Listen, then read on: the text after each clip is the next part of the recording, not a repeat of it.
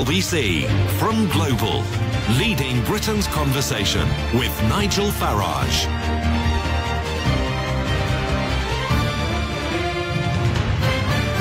The Brexit Secretary, David Davis, has told company bosses in America that Western countries must not turn their backs on globalisation in the hope that it will solve social and economic problems. He was talking today to the US Chamber of Commerce in Washington. He was saying that the UK will strike agreements after Brexit with old friends and new. I've just flown in from Brussels, where we've been busy with detailed negotiations over our departure from the European Union. For the UK, the overarching aim of those talks is securing a successful future partnership with the European Union, one that delivers the most seamless and frictionless trade in goods and services possible. Now, there are many that doubt this is possible, but when I spoke to my European counterpart, Michel Barnier, I said to him once, "The pessimist sees difficulty in every opportunity. The optimist sees opportunity in every difficulty." And as ever on that front, I am a determined optimist in this. We will get to those opportunities. Because fundamentally, I believe that a good deal is in the interests of both the United Kingdom and the European Union, and of the entire global community, a point I'm going to come on to in some depth. And I know that US firms, many of those represented in this room, want clarity over our approach to Brexit. But you, businessmen and women will understand better than anyone. You don't start a negotiation knowing the exact conclusion. Instead, you know the broad aims in advance and navigate the best way to achieve the desired outcome. Now, the UK has begun to lay out those strategic aims in detail through the publication of about a dozen papers on the partnership that we want to build with the European Union on areas as diverse as customs, dispute resolution, data, the sorts of things that Myron was referring to earlier. And we've begun to navigate our way towards them. And I am confident that we can deliver success in this. But this morning, I want to step away from the detail of our negotiations in Brussels. You can raise them in questions afterwards. We'll have some questions afterwards. But I want to step away from the detail for the moment to look beyond to the next few years, to the kind of country the United Kingdom will be outside the European Union, and to outline how, by working together with our closest friends and allies, most particularly the United States, we can tackle the greatest social and economic challenges we face in this era of globalization. And my message is clear. The answer to these challenges is not to turn inwards and become isolationist. The answer to the economic problems of the West cannot be to turn our back on globalization and trade. It's to lead the world forward once again. The clear message there from David Davis: we mustn't turn our backs on globalisation, we mustn't turn our backs on free trade, whilst at the same time saying that our future post-Brexit relationships with America will be absolutely crucial. And there's some slight mixed messaging here, because he talked during his speech about China, knowing that over the course of the last few weeks, Trump has, and months indeed, Trump has really pretty much attacked China over trade and said it's not, fair trade that is going on between the two countries. But the other thing that I thought was remarkable was he actually talked about the US-UK free trade deal and suggested that it couldn't possibly be negotiated before the end, not just of the Article 50 period, but the end of the transition period. And this goes completely at odds with what I was told by senior officials in the West Wing last year, who said, hey, we could sit down and thrash this out in a matter of months. So I have to say, I was really a little bit surprised by that. And Tamara Cohen, Sky News political correspondent, said, that David Davis says a limiting factor is how long the UK-EU free trade deal will take. Well, actually, given the transition, it would be sort of at least 4 years before we were able to sign a trade deal with the USA. Now, I think that my position on this is pretty clear.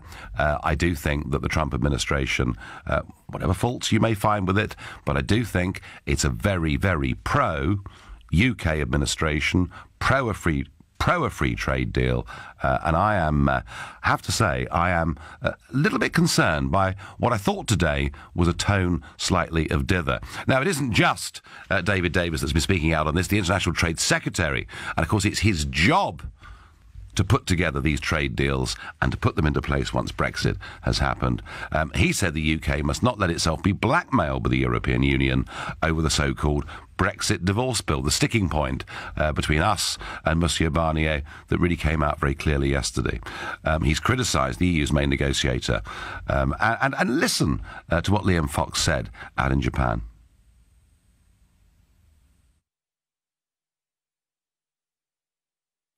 We have a gremlin. I mean, lovely, beautiful new LBC studios, and we keep getting gremlins. Well, never mind. But Fox was saying, you know, that there is a problem here, that we're actually being, effectively, we're being held back by these negotiations. So I take what Liam Fox is saying as being something very positive, and I've generally, over the last 48 hours, thought David Davis was trying to be positive, but he seems now to be really pinning everything on this transitional phase that will come after March 1919 and go up to perhaps as long as the next general election in 2022. And I'm not really very pleased about that. But the big question here, folks, and by the way, at 5:30, after the news, we're going to have with us Ambassador John Bolton. He was formerly the US ambassador to the United Nations. He is a very, very plain-spoken Republican supporter. And I want to talk to him about this, about the importance of a US-UK free trade deal, how long he thinks that should take, but also perhaps to get some of his take on what's happening with North Korea. So as I say, for my part, you know, I am dead keen. I think the point about voting Brexit was that we make ourselves free to join the 85% of the global economy that is not part of the Eurozone or the European Union. And, you know, we've had something like 24 countries, and you can think of them, you know, the Australias, the Canadas, the Americas, the Indias, people queuing up to say, look, can we have better trading terms? Can we start to remove tariffs? Can we start to remove barriers that exist between us? And we have to keep saying, well, I'm very, very sorry. We'd love to do that. And part of Brexit was that we do want to go global. But unfortunately, we can't do any of this. We certainly can't enact any of this until we've left the European Union. And I thought that was going to be a tremendous loss of opportunity for this country because we won't be leaving the European Union until the end of March 2019. But we're now told, because the government want to have transitional arrangements, that in reality we may not be able to engage in new trade deals around the world until 2022, which, given that we voted for Brexit on June the 23rd, 2016, I think is a pretty poor show. So let me know, how important is America to our future? How important is this trade deal? How important is the relationship with Trump, or indeed whoever might succeed Trump in the years to come? How much does America matter to our future? Call me on 0345 60 60 973. You can text me at 84850. You can email me, nigel@lbc.co.uk. You can tweet me on @LBC and use the hashtag Farage on LBC. So some mixed messages coming out. I wonder what Jan in Orpington thinks. Jan, hello. I don't know. I mean, you will remember. Sorry, I'm just turning off my phone. You will remember, but the EU have not presented a set of accounts for years and years and years. Well, they have presented accounts, Jan. It's just that they've not been signed off with a clear bill of health. Okay, so how can they present us with a bill if their accounts aren't as they should be? Well, it's a very fair point that the government has a fiduciary duty to taxpayers in this country to use their money responsibly. And why, for the last 20 years, have they been sending it to an organisation? I agree with you, Jan. I agree with you. And actually, there are lots and lots of questions about this so-called divorce bill. Nigel, when we leave a hotel, we get a bill itemising every drink, every meal, every newspaper that we have bought. We want a bill for what? It's, our bill. Well, do you know something, Jan? They literally plucked this figure out of the air, and I said this directly to Barnier's face in the European Parliament just a few months ago, and when it was estimated that it might be 50 billion euros, and then we were told it could be 100 billion euros, and over the last 48 hours, they've been telling us that it'll be partly to do with foreign aid commitments, blah-de-blah-de-blah. The truth of it is, Jan, that legally, you know, under Article 50, it says that once we've left the European Union, we have no further obligations to it. And it was very odd to hear Barnier yesterday talking about our obligations after we leave. There are none. That's there in the treaty. But I think to be generous, you know, I've always wanted us to say, look, there is going to be an ongoing pension commitment for about 20,000 people, but what we could do is take those pensioners and put them on the UK books. And the other point to make is that because the EU has 7-year spending rounds, we've got a commitment of some kind up to 2020. So let's be reasonable about this. But then we also say to Monsieur Barnier, what about our £9 billion that is there in the European Investment Bank? You know, what about that? And I would have thought, Jan, the best thing, given that we are effectively shareholders, stakeholders in the Union, and given that we have a few spending commitments that we are morally obliged to post-March 2019, I would have thought, Jan, the best thing we should say is, let's just call it quits. Yes, that would be really good, wouldn't it? Well, it would. Their quits isn't the same as our quits. Well, economic logic has always said that, of course, having a simple free trade deal is the answer. It is the solution. Of course it is, because they sell us more than we sell them. It all makes perfect sense. But what we were beginning to see yesterday, I thought, was an attitude that was coming from Monsieur Barnier that was basically saying, we're not prepared to be flexible, we're not prepared to compromise, we're not prepared to have a grown-up conversation, we actually don't really want to have a deal at all. Well, I think that the other countries should have a word in Mr. Barnier's ear, whatever his name is, and tell him to start getting his act together, because they will be the ones that lose out, not us. Well, this is interesting, isn't it? Because who is Barnier representing? Who is Juncker representing in these talks? This is very interesting, because are they representing German companies and French companies and Belgian companies? No, they're actually representing the political structure, the political project that is the European Union itself. And what I'm detecting, Jan, is a growing, rumbling, actually slight anger that we're now beginning to get from European companies, where they're saying, look, come on, you're not acting in our interests. For us, the best thing is to continue having trade terms exactly as they are now, because the UK is a big market for us. So you've actually got here now, the European Union trying to save itself and quite prepared to do damage to European jobs and European companies because they want to be seen to punish Britain. And I think it's pretty deplorable, Jan. It's not on, is it really? And soon enough, the cat will be out of the bag. Barnier will be gone. Juncker will be gone with his arms hanging round Tony Blair, and off they go, I hope, very soon. Well, so do I. I'm Nigel. Thank you, Jan. I'm Nigel Farage here on LBC. It's 5:16. David Davis has been in the middle of all of it for the last 48 hours. There he was doing battle with Barnier yesterday. Today, he's in Washington speaking to the US Chamber of Commerce.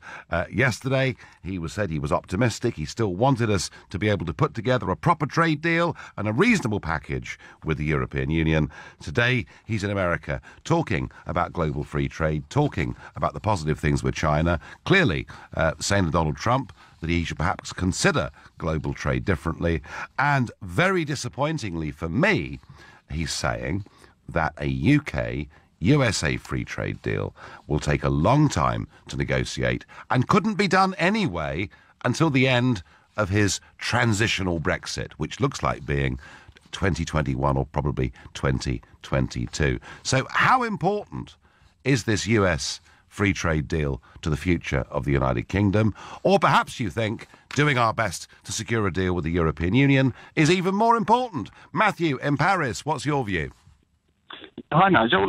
Yeah, I mean, we've got to make sure we secure the trade we got, what we've had with the European Union, the free trade for the last 30 years, and then it'll be good to do free trade with America and the rest of the world.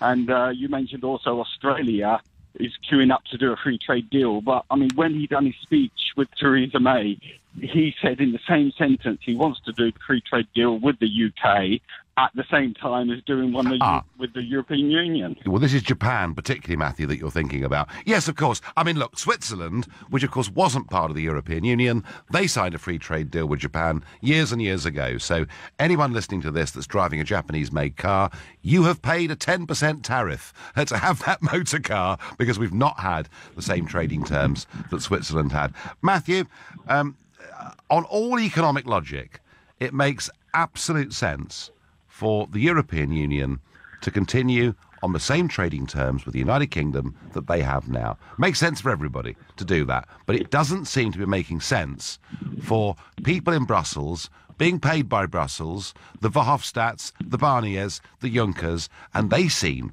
Matthew, to be obstructing this. So what do we do? Do we go on month after month with people who clearly don't want to do a deal with us, or does the moment come, regrettably, at some point in the not too distant future, where we just have to say, we're wasting our times, we're out of here? Well, no, we can't just walk away. We just a disaster for all the trade we're currently doing with the European Union, and also these other issues to sort out about the people from the EU in the UK and people from the UK in the EU. So, I mean, it's just impossible to walk away from the table. What if, Matthew? All right, OK, I understand your concern, but what if we play this charade for the next 2 years, and whatever deal we come up with gets vetoed by the European Parliament anyway? I mean, we could have the worst of all worlds, which is we've wasted years of our lives, we've got nothing, and we haven't been able, in that intervening period, to open ourselves up to the rest of the world. That surely is the worst-case scenario.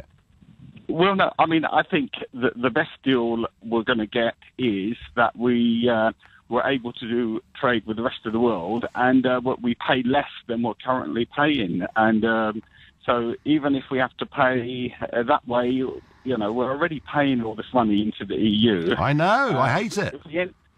But if we end up still getting all that trade and all the benefits, I mean, we're out of Schengen, we're out of the Euro, so we've got to work with the European Union, and at the same.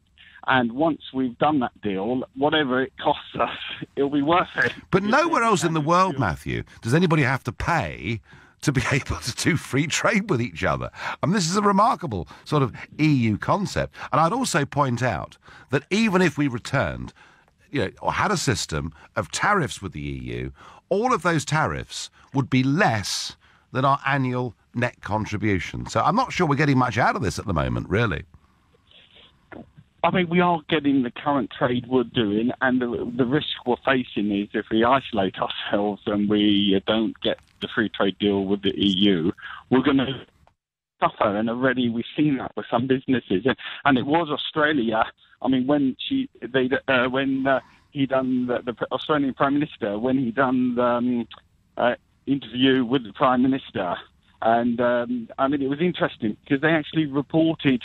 I listened to it live on LBC, and the Australian Prime Minister said in the same sentence he will do a deal, wants to do a deal with the UK and believes in globalisation and everything, but that's the way forward. But in the same sentence, he said, but at the same time as doing the deal with the European Union. Well, and there was quite a lot of media outlets in the UK who actually edited that out when it was replayed. Yeah. Well, I tell you what, Matthew, if he's waiting for the EU to do a deal, he better not hold his breath, because they take forever. 7 years it took them to do a deal with Canada, and when it came to the negotiating phase of the Australians between themselves and America, they did it in 10 months. Just shows you what can be done. Matthew from Paris, I know you're concerned. I hope those concerns are relayed. I hope that European companies, and indeed in time, European governments, say to Barnier, Juncker, Verhofstadt and the whole self-interested lot in Brussels, stop acting in the interests of your own ridiculous union, start acting in the interests of European people and European workers. Now, I was telling you earlier that Liam Fox was saying that the UK must not let itself be blackmailed by the European Union over this Brexit divorce bill. It's language, of course, that's very familiar to me. I said they were holding us to ransom.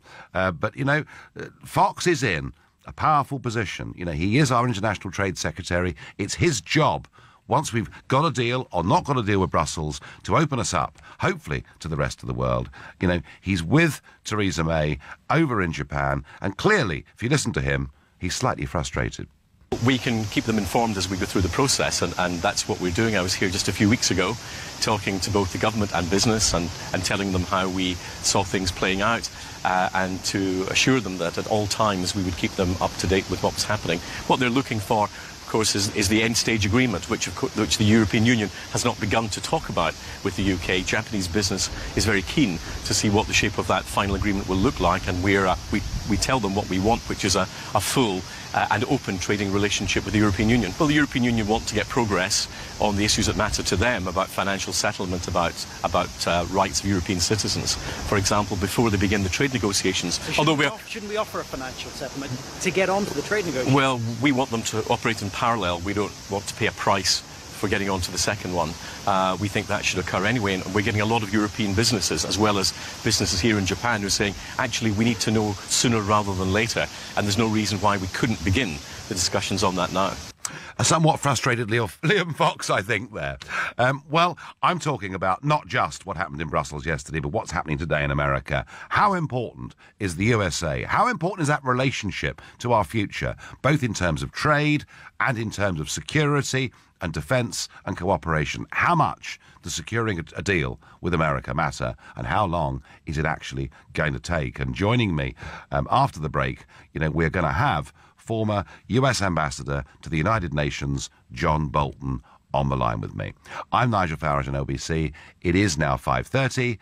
Brexit Secretary David Davis is in Washington addressing the US Chamber of Commerce. He's talking about our future relationships, trade relationships with America, once Brexit has finally been concluded. Although, given that it now appears Mr. Davis and others want us to have a transitional period at the end of the Article 50 process, it may well be 2021 or 2022 before we can sign new trade deals with the USA or anywhere else around the world. Well, joining me to talk about the international situation, US-UK relations, and indeed North Korea, I'm very pleased to have on the line former US Ambassador to the United Nations, John Bolton. John, good afternoon, and thank you for joining me here on LBC. Glad to be with you. Thanks for having me. Thank you. Now, John, as a close observer of all of these things, clearly we've seen a huge escalation of tensions between North Korea and many other parts of the world, particularly, of course, Japan, earlier this week. In your view, is President Trump right when he says that the time for talking is now over? Well, I think he's clearly correct, and the seriousness of the North Korean threat should not be underestimated. Just a few days ago, they fired a ballistic missile that flew over the territory of Japan, landing in the Pacific Ocean. It had a range that could have reached Guam, which is sovereign American territory, base site for a lot of significant American military assets. And North Korea is well on the way, by every estimate, to having the capability of hitting a target on the continental United States with a nuclear warhead sometime within the next year, perhaps earlier. So is it worth talking to North Korea about this? Absolutely. The president's completely correct. We have talked to North Korea for 25 years. During that period, they have committed on 4 separate and distinct occasions to give up their nuclear weapons. And each time they were lying through their teeth. This is a regime that's determined to have these weapons. It's a threat to peace and security in East Asia and across the Pacific. And I would just underline for your listeners, it's a threat in Europe, too. Iran and North Korea have had long experience together with ballistic missile technology. There's substantial reason to believe they're engaged in cooperating on nuclear weapons aspects of this as well. And while people are arguing about the nuclear deal that was signed with Iran back in 2015, there's a supervening factor here, which is, given the closeness of those two countries, whatever technology North Korea has today, Iran could have tomorrow by writing the right size check. So, John, I understand completely the point that you're making, that this guy is getting greater and greater capability all the time. There is perhaps a lesson from history that we stood aside and we kept shouting warnings and doing nothing as Hitler got stronger and stronger and stronger militarily and acted again and again in breach of the Versailles Treaty. But what do we actually do about North Korea militarily, and can we do it without the Chinese on our side? Well, I think there is one diplomatic play left. It's a long shot. I wish we had started it about 20 years ago, but I think that it is actually in China's national interest to see the two Koreas reunited effectively under a South Korean government. I think younger Chinese understand that this regime in North Korea is a pretty ugly piece of baggage for them to have to carry around. You're quite right when you point to China's disproportionate influence on North Korea. They supply 90% of North Korea's oil, a lot of food and other humanitarian supplies. Obviously, historically, they've seen North Korea as a buffer between China proper and U.S. forces in South Korea. The buffer concept is out of date in an age of missiles and jet aircraft. The real question is, will North Korea's development of nuclear weapons stimulate Japan to get its own? And that would be a real threat to China. So there's a deal to be made here with China. As I say, acknowledge it's a hard argument to make, but that's the one diplomatic option we have left. Beyond that, then I think you do have to look at the military option. It's not palatable. I don't like being in this place. No. But it's a result of 25 years of failure of diplomacy that, for the safety of America, really the safety of the whole world, you have to consider it. Yes, no. And David Davis is in Washington, D.C. today, talking to the U.S. Chamber of Commerce. As you know, John, I was a keen Brexiteer, and I'm very keen for us to get a proper trade deal going between the US, the UK. We're massive investors in each other's countries. I think with a reduction of barriers, we could do more business. And I know that President Trump has spoken about this positively, but tell me honestly, is there an appetite in Washington, a genuine appetite for closer trade relations or even military and intelligence relations with the United Kingdom? Absolutely.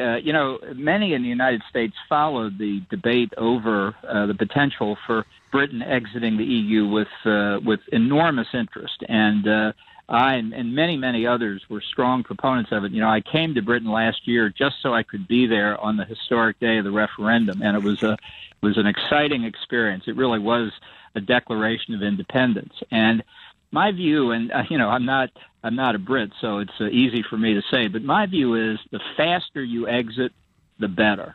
The idea that a long transition is going to make it easier, I think, is well-intentioned but misguided. And in particular, the possibility of not just negotiating general principles of new bilateral trade agreements with the U.S., Japan, and others, but actually getting into them, I think is important in establishing Britain and strengthening its economy outside of the EU. Business people want certainty. They don't want the idea that, well, maybe at some point we can look to know what the rules are in a more free trading, more open British environment. I just think delay. I understand the notion that it makes it less painful to get out, but really those are the arguments of the people who never wanted to get out in the first place. And how long would it take, John? I mean, give me an estimate. How long would it take if we sat round the table, both of us, and said, OK, we know there'll be difficulties here. We know there'll be things to iron out. Realistically, how quickly do you think, with your experience, it would take us to put together a trade deal? Well, I don't think it would take that long, because I think this is an opportunity for the Trump administration, just speaking from the American side, to put in place the kind of international trade regime that it seeks. I think a bilateral U.S.-UK agreement would be a magnet for other countries. I think Canada, for obvious reasons, could envision joining it very quickly. And I think while you're going through the travails of negotiating with the European Union in Brussels, we could put together the bilateral relationship and put it in a treaty and be ready even before Brexit is finalised. And how do the Brexit negotiations look to you? Do you think the EU were playing fairly with the UK? Of course not. Look, this British exit is a dagger pointed at the heart of the European Union project, and they're going to try and make Britain pay, at least their political leaders are, because they fear that a successful Brexit will encourage others to do the same. I think Britain has got to follow in its negotiation strategy a divide and conquer approach. I think business people in Europe who have strong ties of trade or investment in whichever direction with Britain understand that it's folly from an economic point of view to try to hurt Britain as it exits. So I think you've got to go to the business leaders, pit them against the theologians of European Union, and I think that way you can get the European Union negotiation position to be much more reasonable. Yeah, we've got to get European businesses onto these guys in Brussels who are acting in their own self-interest and say, come on, grow up, let's be sensible. Now, I agree with that completely. And finally, John, if I can, a diplomatic source this week earlier told The Times that officials in the White House don't want to go anywhere near Foreign Secretary Boris Johnson because they think he's a joke.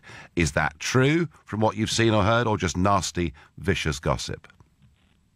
Well, I think there's a lot of gossip and backbiting coming out of the White House. I think it's unfortunate for President Trump. All I can say to Boris, it probably won't make him feel that good, but you just are added to a long list of Americans who have been the subject of that kind of backbiting in the struggles inside the White House. So welcome to the club, I guess. Oh, well, I'm sure that John Bolton, former ambassador to the United Nations, that you've not been immune from some of that kind of backbiting and gossip either. Once or twice, you know.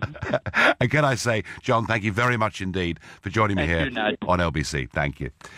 Well, folks, that was the former US ambassador to the UN, John Bolton, giving you some pretty plain speaking in terms of his view of North Korea. But what I think is really interesting is that there's somebody there who's very, very close, you know, to the Trump administration, to people high up in Washington, in the political and business worlds. And what he's saying is there really is an appetite for us to do a trade deal with the USA. In his view, we could sit round the table, we could crack on with it, we could get it done. And yet, David Davis, there today in Washington, saying we couldn't possibly negotiate such a deal until the end of a transition period. And we're effectively saying to people in America who are keen to have a trade deal with us, we're not open for business for at least 4 more years. I'm Nigel Farage, standing in for Ian Dale on LBC. It's 5:45. David Davis has gone to Washington to talk about the importance of a US-UK trade deal once we've left the European Union. Now, he seems to think we couldn't possibly negotiate that until the end of his transitional period, which means we won't be doing that deal for 4 or 5 years. I thought it was very interesting to get former US Ambassador to the United Nations, John Bolton, on the line saying, hey, you know what? If we wanted to do this, we could do it really, really quickly. And I thought, crucially, the point Bolton was making was that there is a genuine appetite for this. There is a real desire to get closer to the United Kingdom there in Washington. So how important is America, is global trade to our future? And I wonder what John in Marlow makes of that proposition. Oh, hi, Nigel. Listen, trade outside the EU is absolutely essential. It's all important, whether it be America, Japan, Timbuktu, whoever it is, you know, we can do a deal with them. My problem is, and you can perhaps help me with this because I'm not entirely sure, but the EU negotiators, Barnier and all these other people, these are unelected bureaucrats. Oh, yes, that is... Well, actually, to be fair, Mr. Verhofstadt, Guy Verhofstadt, is a member of the European Parliament, leads the Liberal group in the European Parliament, so he's elected. But you're right, Barnier and Juncker are not elected. That is absolutely true. So they don't give a monkeys about trade. They don't have, because they don't have to. They don't care about the German car industry or the French car industry or our car industry or anybody's interested, because their mission in life is to extract as much money out of the UK as they possibly can. Well, their mission in life, John, their mission in life is the grand projet. It is the European Union becoming the global superpower. That's what it's about, John. Exactly. So they don't care about individual nations within the EU. They just care about their particular kind of, yes, as you say, the importance of the grand plan. Yes, I mean, they actually, if you sit and talk to them, John, they believe that the concept of a national interest is a narrow-minded and selfish one. Yes. And that we should all think in terms of being Europeans. That is what they genuinely think and believe. And, you know, you could, I suppose, if you're being generous, say that it's a very high-minded ideal. But the reality is, you know, here we are, decades into this European project, and the French feel French, the Germans feel Germans, the British feel British, and so on and so forth. But the thing is, so in a way, it's slightly like a communist system whereby the individual doesn't matter, but the state or the party is much more important than the individual. I have got up in that parliament repeatedly over the last certainly 10 years and said repeatedly, you are behaving like the new communists, and they all scream and shout and think I should be sort of carted off to some prison somewhere. But John, I think the similarities are remarkable. Yeah, I agree. And the thing is, so my point is that if David Davis, etc., are hoping, and Liam Fox are hoping for some kind of trade deal with the EU and some ability to strike trade deals outside of the EU afterwards, I think they're going to be a little bit disappointed because the EU don't care about trade. Well, this is my worry, John. I mean, I always thought from the start we should be reasonable about everything we do, and goodness me, the British government's been very reasonable, too reasonable in many ways about what it's done. But I got the impression yesterday from Barnier that he's not particularly interested in this deal happening. They are protecting the project. It was interesting that Ambassador Bolton from Washington before the break took very much the same view. He saw Brexit as sort of a dagger at the heart of the European project.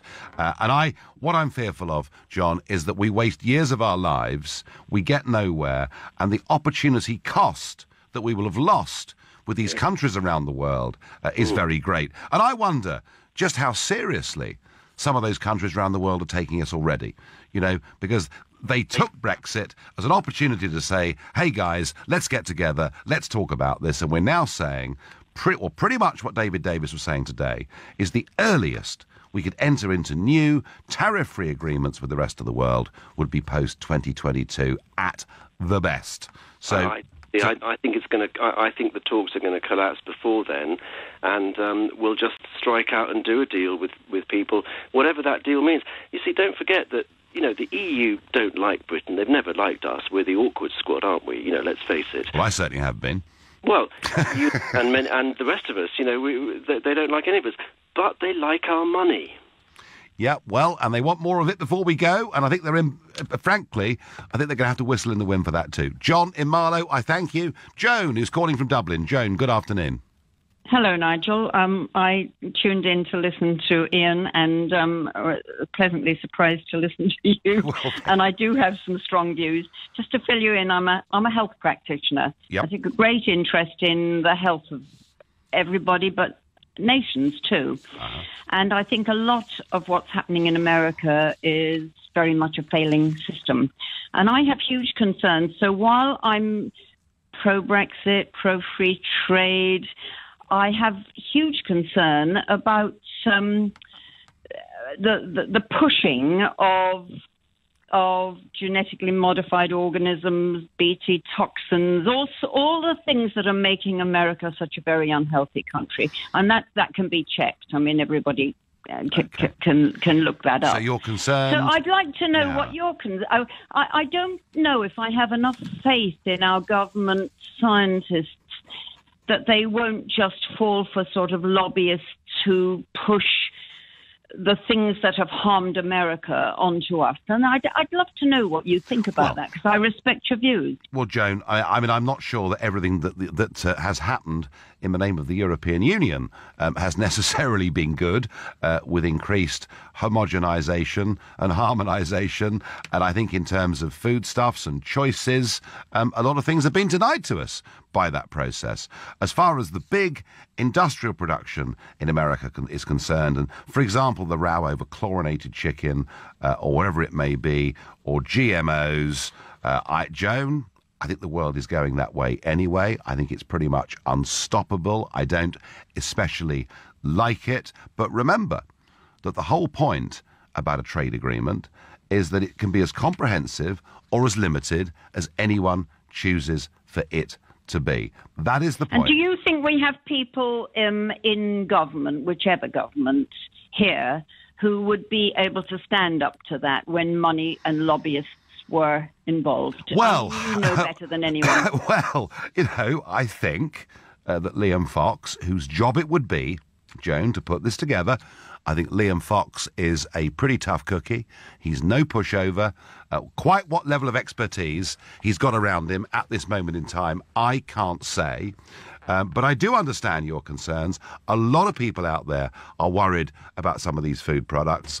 I suspect the worries are slightly overblown in some cases, but I repeat the point, Joan, we can put in or take out whatever we choose to do. But you're right, we'll need a team of experts to make this work. Joan from Dublin, I thank you very much for your call. I thank all of you for your calls and your comments. And yeah, there is genuine concern, isn't there? How long is it going to take for us to exit from the European Union? Now, different subject. The government today has been accused of failing students after figures showed a 10% drop in the number of graduates entering teacher training compared to last year. The figures are down, in rough terms, from 8,000 to 7,000. Big shortages in areas like mathematics, English and the sciences. So why has teaching become such an unfashionable career prospect for young people in Britain?